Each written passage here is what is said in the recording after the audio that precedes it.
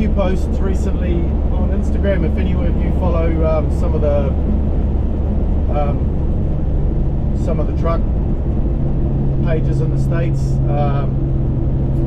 you know, like the truck parts supplies, Rainey's Chrome and those, the likes of them. There's been a few posts recently that basically, you know, older drivers, what advice would you give to younger guys coming into the industry? And I thought that's actually a really good idea for a video. So, you know, having done this, I mean, I've been line haul driving for about 30 years now, but I also, before that, you know, I rode with my uncle in his trucks, and I drove for my dad doing local work.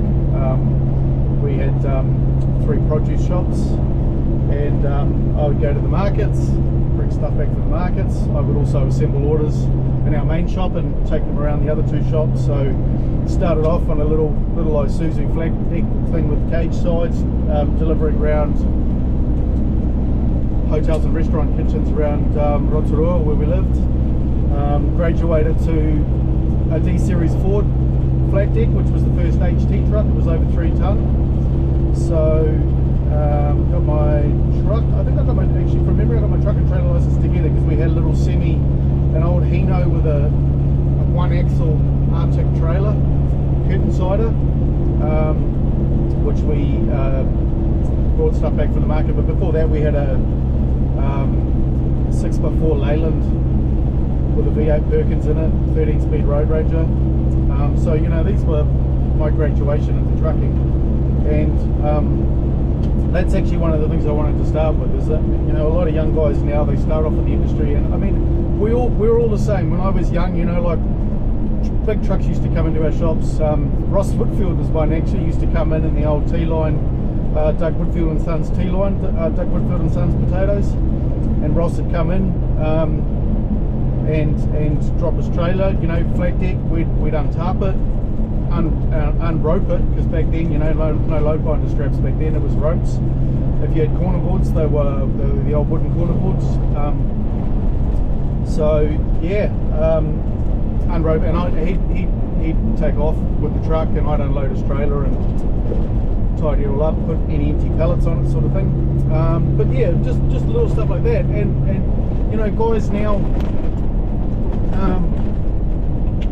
you know, we're all in such a rush when we're young. We want to get in the big gear real quick, and it took me a long time to work my way up to big trucks.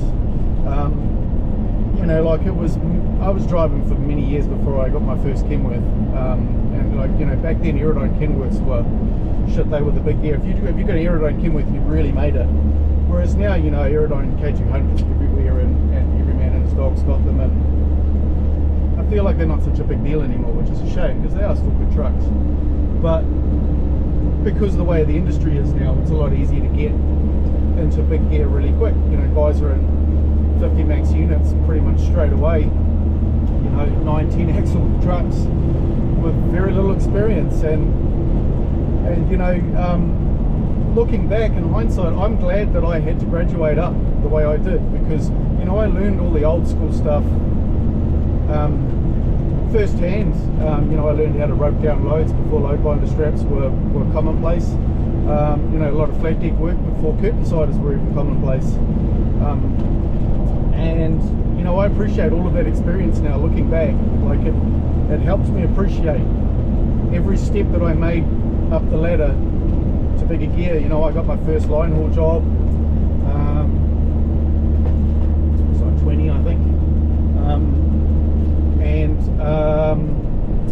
Yeah, and I thought I was hot shit, jumped in a truck, and I was off to Stag Park from Auckland with a full load of produce to do a trailer swap, and it was only a 370 Isuzu, and it was a 3-axle step deck kit side trailer, and I thought I was hot shit. You know, I was big gear. My next truck was a ERF 365 Cummins single stage exhaust, but it had 3-stage Jakes with a pedal on the floor, and I'm in again.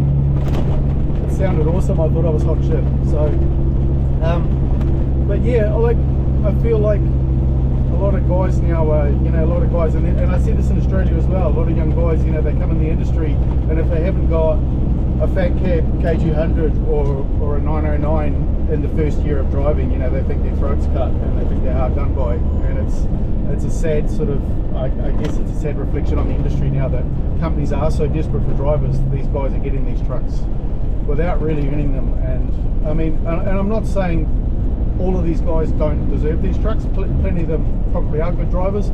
You know, if you, like me, if you grew up around trucks, you know, you probably got a lot of experience before you were even legally allowed to drive. But yeah, it's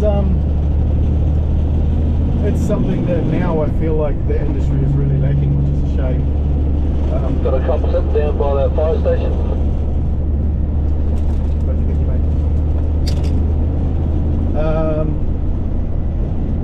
It's another one while we're on the subject. The cop by the fire stations in Port Marara.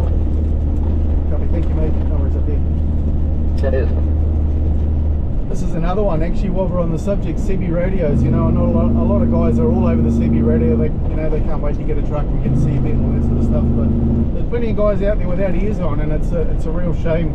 I didn't actually mean for this to turn into a rant about how things like the old days, but you know, if you can get your hands on a CB, even if your boss won't provide one, I think every truck should have a CB radio, and everyone should have them on at all times, because I've had my life saved by CBs. I've come across accidents, flooding, livestock on the road, major slips in areas where, you know, like, you had any of those things at full speed and it could be a fatal accident. It could be serious at the very least. So always have your ears on, and, you know, relay information to other people as well. It's crazy these days. I'll drive past a dozen trucks and then I'll come across, I don't know, a weighbridge open or a speed camera or something like that, and I just think, you know, I mean,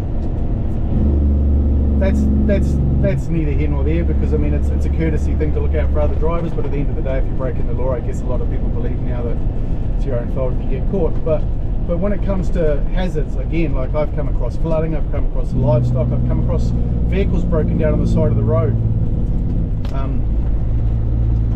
No one said a word going the other direction, you know, no one the other way has warned me and said, hey buddy, you know, just watch out up here. Plenty of guys will still, and there is still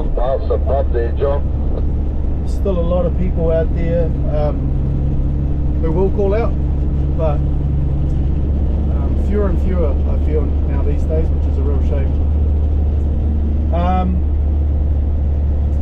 Yeah, where was I? I got sidetracked. Just, yeah, going back to experience, I feel like another thing is, you know, guys, someone said to me recently, drivers now are all out to impress guys their own age on social media, which is obviously, social media is a thing that sort of come about since I started driving. And back when I was driving, you know, you impressed people by doing your thing on the road, and you let your driving and the way you operated do the talking, and word got round. You know, it's a small country, everybody talks, everybody knows what everyone's up to, whether you think so or not. And that's another point, you know, don't think you're out here, even if you're running out in the middle of the night and you're running around, you know, you're tailgating someone or you're cutting someone off and you think no one knows about it. Word gets around real fast about this stuff, even without social media. Everybody knows what everyone's up to, and you just gotta bear that in mind, you know, before you drive like a dick, because people will find out, and your reputation will follow you around. Yeah, so going back to my friend's point, yeah, a lot of young guys now out to impress other young guys, and whereas, you know, back in our day, it was about, you know, you had guys that you looked up to, guys who were your heroes or your idols in the industry, and those were the guys you wanted to impress. So you made sure that you kept your nose clean. And I remember when I started out driving, I had a couple of people mentor me, and I was fortunate enough that they sort of kept an eye on me when I was starting out. I was working alongside a guy who was a bit of a cowboy, and they said to me one day, they said, look, you know, we've got we've had people watching you, and we're getting feedback, and generally it's pretty good. But just be aware that like you got to make up your mind which way you want to go. Do you want to be that cowboy that's all about, I got here 25 minutes faster than anyone else has ever done it before, my load's all sideways and upside down, but I cut 5 guys off to do it, but I did it in this crazy short time? Or do you want to be that person that rolls into the depot or your delivery site or whatever, and you've driven professionally, your load's all secure and upright and in good condition, no damages, and that's the thing is, I would sit, back then we were doing swaps of sacks at Stag Park, and I would sit and I would watch the guys come in. I'd be up the dyno because I lived in Taupo at the time for a while, so I'd get up there early, unhook my trailer, park my tractor unit, and just wait for my swap partner to come in. And he was a bit of a turkey, he's a bit of a cowboy, so he'd come in, bop, through all the gears, down through the Jags, through Stag Park, through the truck stop, through all the gears, again down through the gears, through the Jags. And it just, like people would shake their heads. I saw the reactions he would get. He thought he was impressing everybody, and people who knew better would all just shaking their heads like, look at this turkey. And then I'd watch the guys that I looked up to, the guys I really respected, and they would roll into the driveway. They'd quietly select their gear that they wanted to roll in, second or third or whatever, and they would just roll in, jakes off, whatever, just idle in quietly, find a spot, roll up, brakes on, just real smooth, professional. Let the truck do the talking. Let your style do the talking. Like, you don't need to be loud to get noticed. People are going to notice you, but if you're one of those loud super trucker guys that's out to be I don't know, out to prove yourself, I guess, it's not necessarily going to impress anyone. You might just end up actually going the other way. So and I'm not saying I've been perfect over the years. I've done some dumb shit when I was younger. We had our cowboy moments where we were, again, we thought we were hot shit and we were tearing up the country. But looking back now, I'm glad that I had enough people around me that sort of steered me in the right direction, and I try to do the same. Yeah, that's another good piece of advice.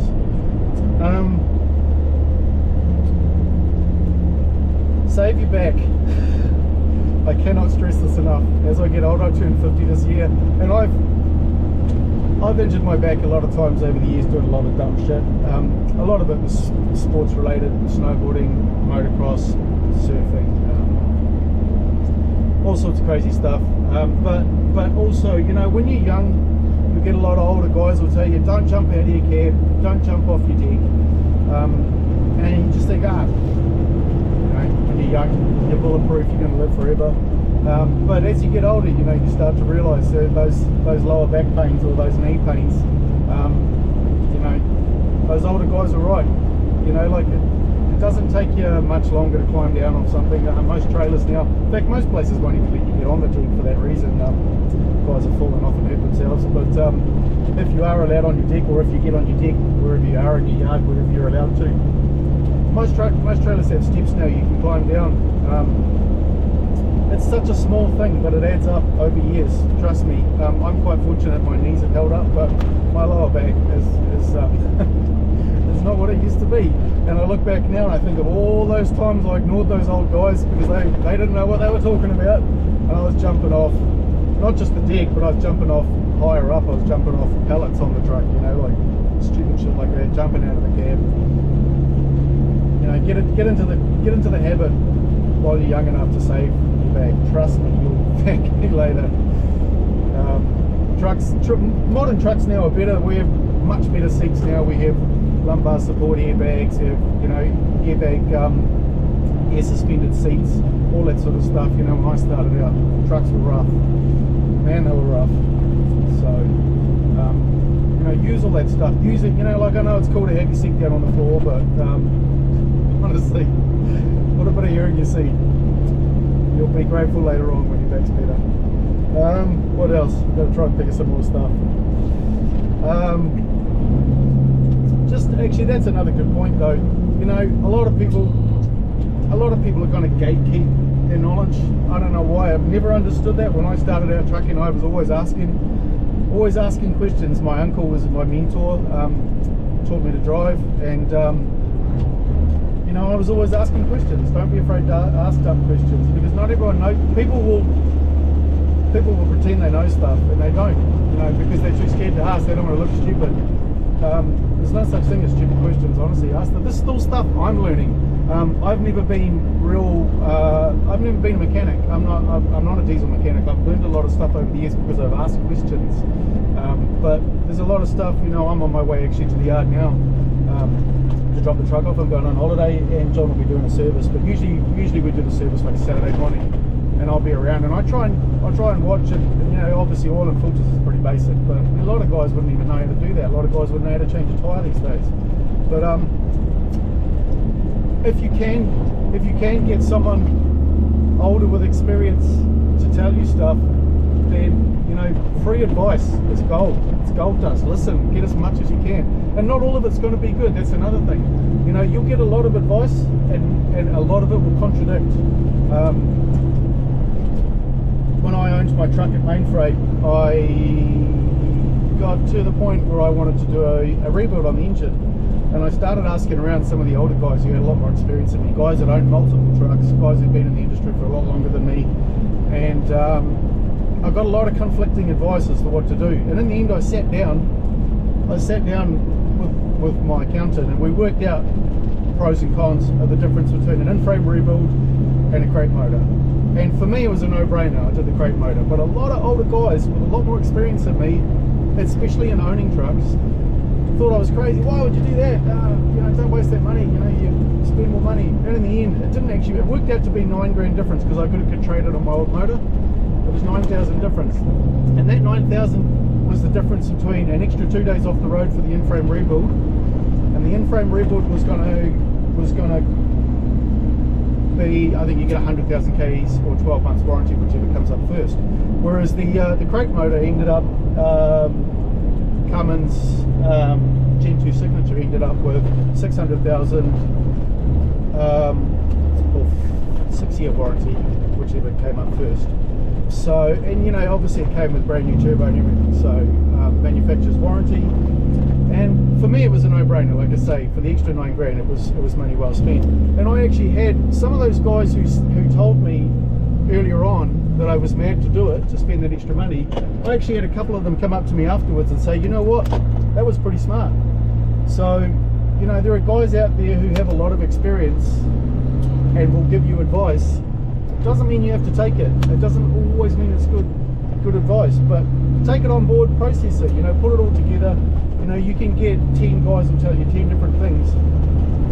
You put all that information together and you just work it out yourself. You know, you'll learn a lot of things just trial and error. But another thing is I found is never be closed off to suggestions from people with less experience or younger people. Like, I've learned things from guys a lot younger than me who've been in this industry for a lot shorter time. But I'm always open to learning new ways. You know, you can teach old dogs new tricks, and I've learned some things even in recent years, even in the last 12 months. I've learned tricks of guys who you know, I've learned a new way of doing something that's better than the way I've been doing it for years and years and years. So you know, just because the way you've always known has always been the best way for you doesn't mean it is the best way. And you should always be open to learning new stuff. Even after 30 years, I still pick up new tricks all the time. So someone out there is going to come up with a better way to do it, and you should, you know, if you can get onto that, by all means do it. Don't let your pride get in the way. And pride's another one. I actually commented on one of those posts regarding advice for young guys. One of the best pieces of advice I will give you, if you're someone who has to do a bit of backing, for example, or if you're going into tight places. We do a lot of deliveries to Bunnings. Some of them are quite tight for big units like this, but also we have a couple of jobs. We've got a new job where we have to back in a little cul-de-sac. I'm hoping to get some more footage up recently. Actually, I took of me backing into this place with the drone and the GoPros set up on the truck. So I am going on holiday and I'm hoping to have a bit of time to do some editing because I've got tons of footage sitting around. I know I keep saying that, but I will get to it. One piece of advice I will give is never be too proud to put the brakes on and hop out. I've been backing across Great South Road and I've had 4 lanes of traffic stop waiting for me, and I will still put the brakes on and I will hop out, walk to the back and have a look, because as much as that might, you know, be a dent in your pride, having to stop and hop out and have a look, nothing will dent your pride more than hitting a wall or a parked car or a fence or another truck. You know, if you're not sure, just put the brakes on and hop in and have a look. You know, people might get upset, but you know, most of those people wouldn't have a clue how to do what we do. You know, they're people in traffic. I've had people drive up on footpaths and over curbs and all sorts to try and get around me while I've been backing into places. And there's not much you can do about those idiots, but at the end of the day, most of those people watching are probably impressed. They'll be watching you back, you know, a truck and trailer or a B train into a driveway, and they'll be thinking, look at this guy, man, that's impressive. You know, how the hell do they do it? So, like I say, if you're unsure, I mean, I spent years backing onto main freight docks, obviously, in between, so you're basically parallel parking onto a dock. So you got a truck in front, a truck behind, and there's a little bit of space either side. So once you're on the dock, you've got a little bit of a gap in front, a little bit behind. Sometimes not much. So there's a real knack to it, and you know, you've got to get as close as you can to the dock, because the guys are going to be hand stacking stuff into the truck, so they don't want a big gap that they can fall into. And it is a real knack. You know, you've got stainless light bars and stainless guards and stuff. You don't want to hit the dock because that's expensive when you damage them. So sometimes you just put the brake on, you hop out. Sometimes I've been backing on, and I've done it 2 or 3 times. Just I'll put the brake on, I'll hop out and I'll have a look. You might have a bunch of guys standing on the dock waiting for you, and it might seem embarrassing, but honestly, they're not paying for your guards, they're not paying for your light bar. Just get out and have a look. Don't be ashamed, because like I say, there's a couple of times I've been backing into places actually, and I've not been sure, like, oh, I'm not sure if they're mud flaps, you know. It's a bit of a steep drive, I'll hop out and have a look, and sure enough, I'm just about to rip a mud flap off, and that'll wreck your day. So, you know, just have a look. Don't be shy. Got another one. Load securement. You know, like, obviously it's a, you know, I've done curtain side around flat deck, I've done all sorts of work, and you know, most of my career I've done, let's say, curtain side of work is actually probably the bulk of what I've been doing throughout my driving career. And it's always, you know, the temptation's always there in a curtain side, or sometimes you'll have a load and you think, I'd probably get away with not strapping this, I'll just close it up and go. And I used to be the worst at it, honestly. When I was back in my early days at Main Freight, I had straps. My straps were just covered in dust in my toolboxes. I had straps and corner boards, just never used them, because I was like, oh, you know. And with general freight, if you've got a good loader, 9 times out of 10 you shouldn't have to strap and stuff. But yeah, it's, you know, you start loading stuff like DGs and stuff, obviously you have to strap that. But you know, like, I carted loads of Firth blocks back in the day, where, you know, pavers and stuff, where you might throw a strap over the front or the back, but really they're not going to move, and they're fine. Whereas now I strap everything. It might not be 100% to the absolute limit, but I find now I would rather have that peace of mind. If I'm unsure, if I'm ever unsure about anything, I'll just throw a strap or a couple of straps around it. I'm talking about general freight here, if I've got a pallet doubled up or something like that. I mean, if I've got a load of pavers now, corner board and strapped a lot, because I've got that gear in the toolbox, it's there to be used. Same with the timber, you know, belly straps or belly chains, and then over the top as well. And just that peace of mind when you're driving down the road, just to know, you know, like every second corner you're looking for that bulge, because you know you haven't strapped that IBC, and you know it's going to start sliding around if you chuck it in a bit fast. It's just, it'll make your drive just, I don't know, less enjoyable. For me, I hate to have that, constantly watching that curtain for that bulge, because I know that there's something in there that I probably should have strapped and I couldn't be bothered. It's 2 or 3 minutes, 5 minutes max to throw a strap over, put a couple of corners on. And you know, like, I've never regretted strapping anything. You know, you will never strap down a load and think, oh, I wish I hadn't done that. But I guarantee at some point, if you don't strap a load, you're going to end up regretting it. We've all done it. We've all had loads where we thought we probably should have strapped it, but we're too lazy. And then you get to the other end and you're restacking pallets, you're picking stuff up, and it's, you know, the customer's looking at you sideways because you damaged your freight. It's just honestly not worth it. It's just, again, it comes down to that professional level. And I think doing a bit of flat deck work too. I used to do the bare minimum of strapping, and then I got into the habit when I was doing flat deck work for Whitfield. Obviously, you know, it's more visible. You need to put proper legal straps on stuff, and all the corner boards, all the straps, all the chains, whatever. And you just get into the habit, and you think, you know, it's not that bad. It's not that hard, honestly.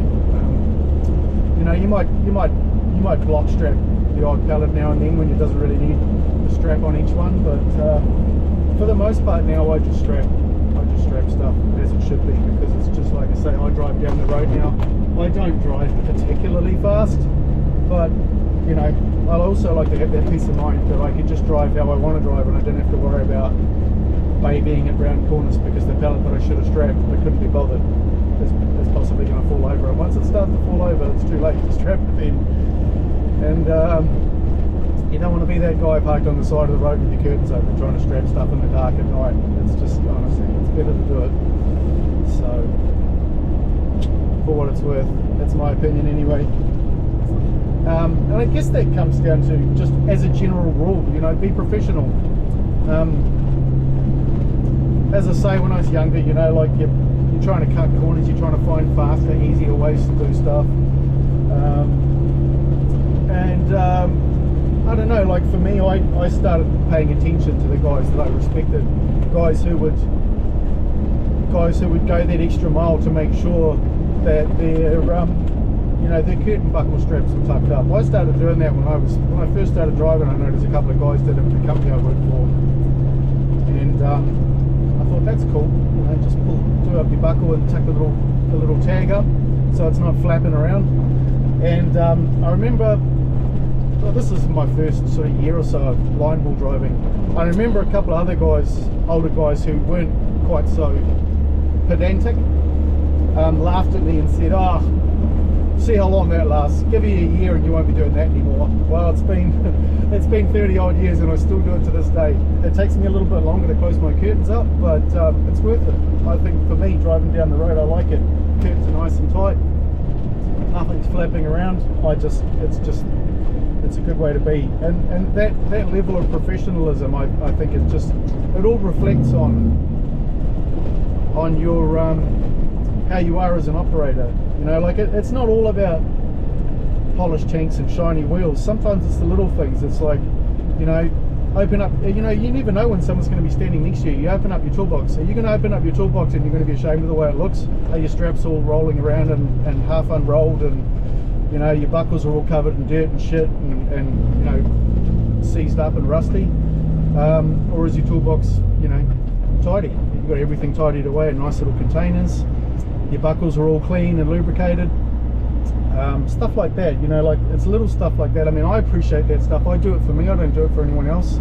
But I like to think that if anyone was to go through my side lockers or my toolboxes, they'd probably go, nice, because I'm proud of the way I keep. And it's also good, not only because your gear's nice to work with, but also if you need to find anything, you know exactly where it is at any time. It's just a good way to be, and it's just another little thing that comes with, I don't know, like I say, that level of professionalism is I don't know, it makes me feel good to stand back and look at my truck. Sometimes you can open up the toolboxes and everything's all tidy.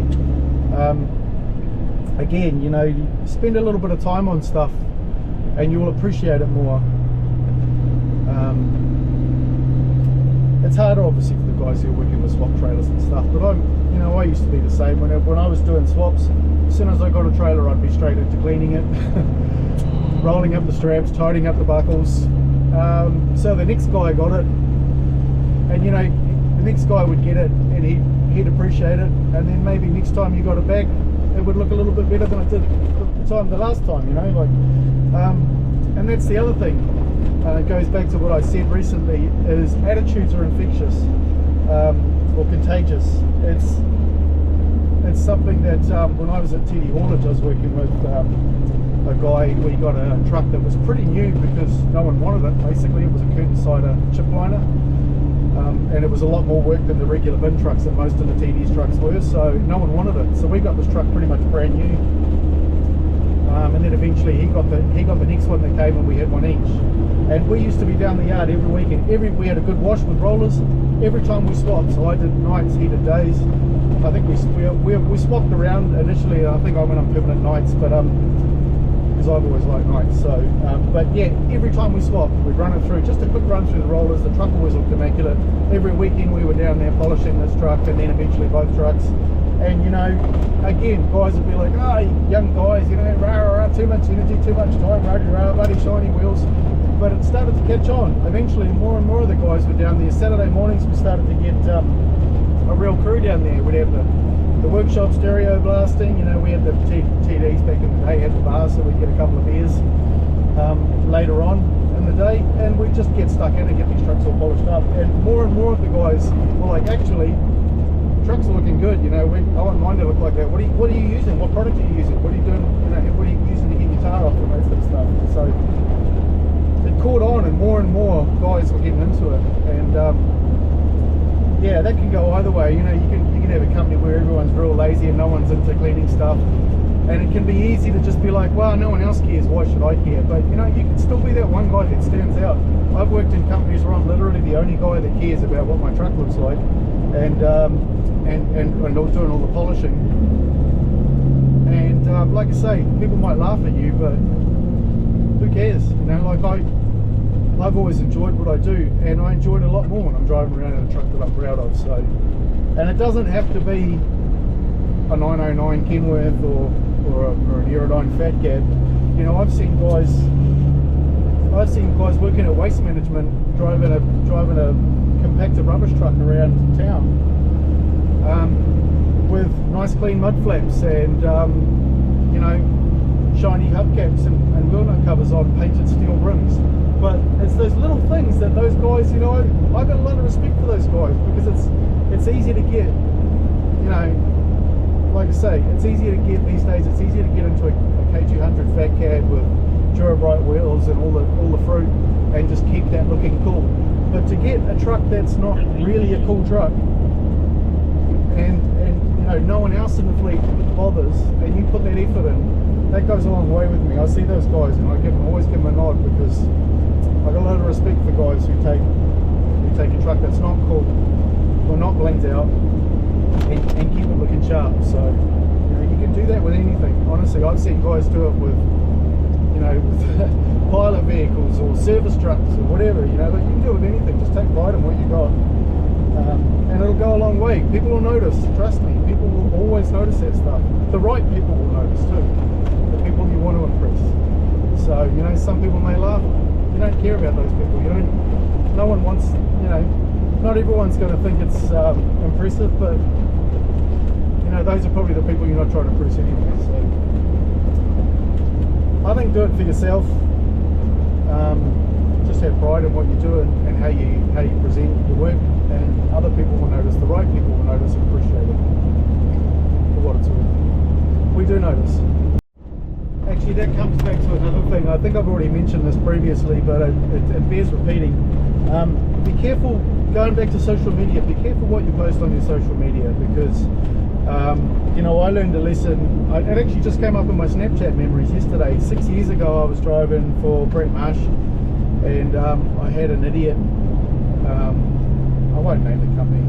Many of you probably remember the story, but I had an idiot pass me in Tokoroa, wrong side of the road, ended up on the wrong side of a traffic island, and I Snapchatted it, because I was like, look at this turkey. And back then I didn't have dash cams, so I Snapchatted it, and I didn't even realise then that you could screen record someone's Snapchat. So someone did that, put it on his Facebook page, and it went viral. So it ended up on the Herald Facebook page. It ended up just, I got contacted by the transport manager from this company. I also got contacted by the head of CVIU regarding this issue, and yeah, it became a real big deal, which freaked me out because of course I was recording on my phone, which I shouldn't have been doing.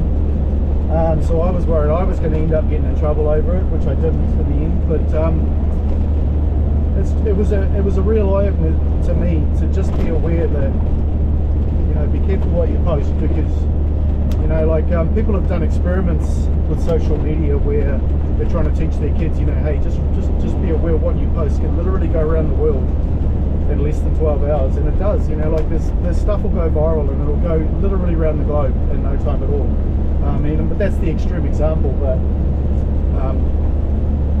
like I say, you know, you're doing something dumb out there and someone gets it on camera these days, it goes everywhere. And especially if you film it yourself. I mean, I heard a story just the other day of some guy who did something a little bit silly and for some reason decided to put it on his Facebook, which then of course, you know, everyone heard about it.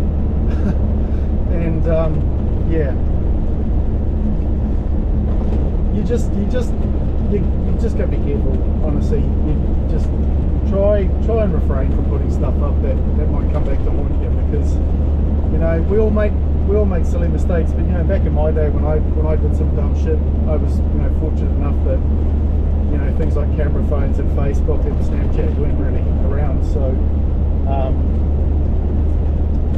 you know, it's not out there. But again, you know, the video I took 6 years ago of this guy driving like an idiot is still out there, and it's still doing the rounds. You know, it's still out there in the ether, and it will be forever. So just be careful, just bear that in mind next time, you know, you're thinking about doing something stupid. I have a dash cam now, and I've got plenty of footage of idiots. Sadly, obviously a lot of cars, you get a lot of cars doing dumb stuff, which, you know, is one thing, but I've got a lot of footage of idiots in trucks. That just makes me sad, to be honest. And I try not, generally speaking, I try not to share it on social media or even around other drivers, because like I say, you never know when it's going to end up just hitting mainstream social media. So but I have seen some of these videos. If it's bad enough, I don't want to be that guy that's knocking on everyone, but if it's bad enough that it's dangerous and the driver needs a talking to, I've sent some of these videos to the companies and just said, look, someone needs to have a chat with this guy, just, you know, have a word in his ear. Don't want the guy to lose his job or anything, but just maybe have a chat with him about how he's behaving on the road, because he's needs to pull his head in or whatever.